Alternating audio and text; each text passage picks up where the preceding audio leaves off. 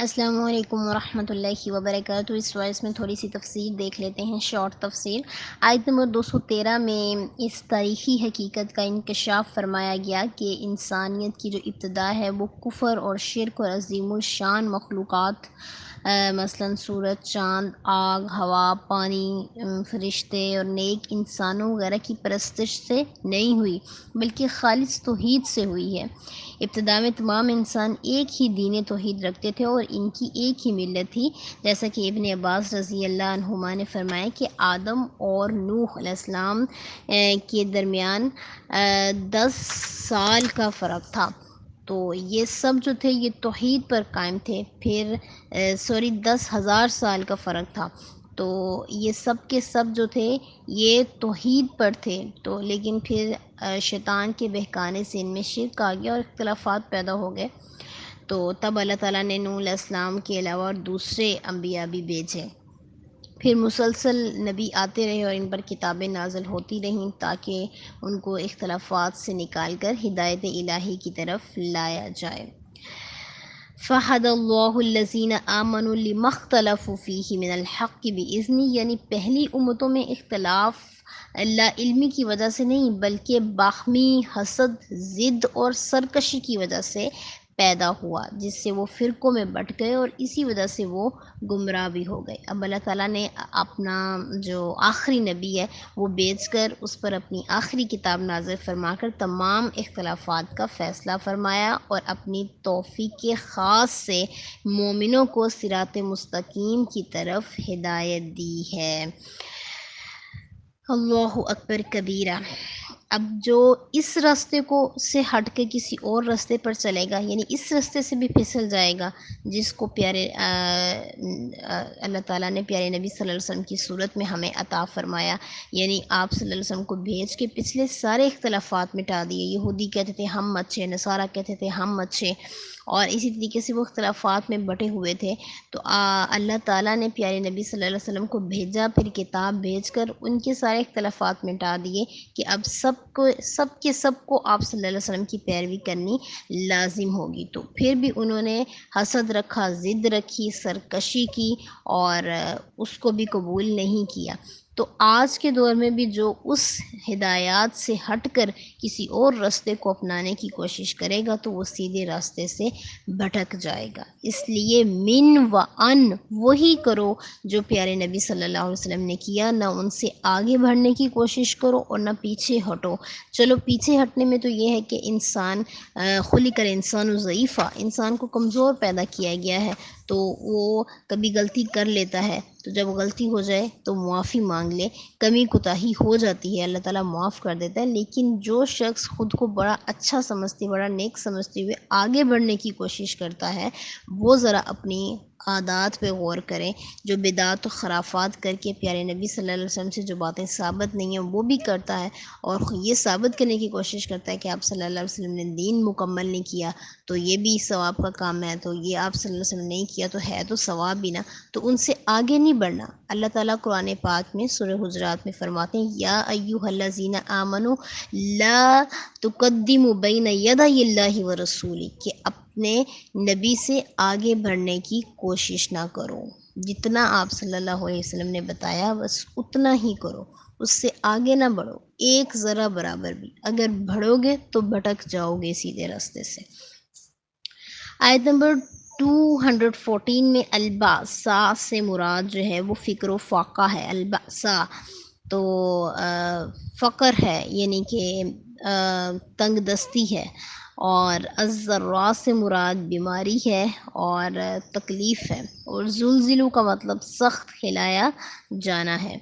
جب مدینہ میں ہجرت کے بعد مسلمانوں کو مشرکین اور منافقین اور یہود سے سخت تکالیف پہنچی، تب یہ آیت اس وقت نازل ہوئی تھی کہ مسلمانوں کو تسلی دی گئی کہ دین کی راہ میں یہ مصیبتیں اور تکلیفیں اگر آپ پر آ رہی ہیں تو آپ سے پہلے لوگوں کو بھی ایسے ہی فقر و فاقہ، جانی مالی نقصان اور سخت قسم کے خوف و ہراس میں مبتلا کیا گیا تھا، یہاں تک کہ اس زمانے کے جو رسول اور اس کے ساتھ ایمان لانے والے تھے وہ بھی پکار اٹھے تھے اللہ کی مدد کب ہوگی، تو پھر جس طرح ان پر اللہ کی طرف سے مدد نازل ہوئی تمہاری بھی اسی طریقے سے مدد کی جائے گی۔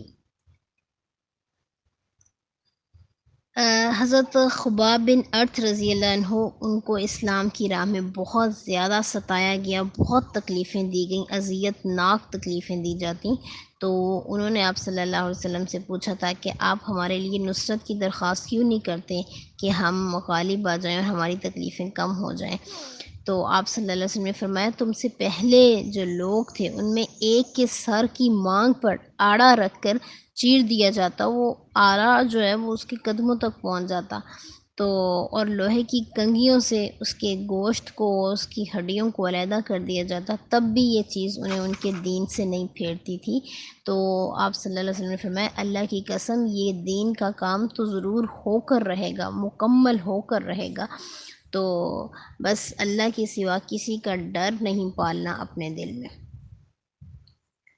آیت نمبر 215 میں جب اللہ تعالیٰ نے پچھلے آیات میں کفار کے لیے حیات دنیا کی مزین کیے جانے کا ذکر فرمایا، بنی اسرائیل کے باہمی اختلافات کا باعث حسد، ضد اور سرکشی بیان فرمایا، تو جو عموماً مال سے پیدا ہوتے ہیں.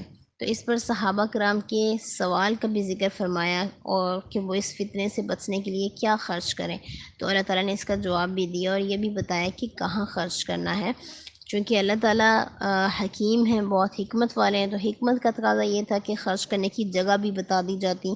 یہ ایسے ہی ہے کہ جیسے کوئی ڈاکٹر سے پوچھتا ہے کہ میں گرمی کے موسم میں، مریض پوچھے کہ میں شہد پی لوں، تو ڈاکٹر اسے اچھا مشورہ دیتا ہے کہ ہاں شہد پی لو مگر سرکہ ملا لو تاکہ گرمی کا اثر جو ہے وہ زائل ہو جائے.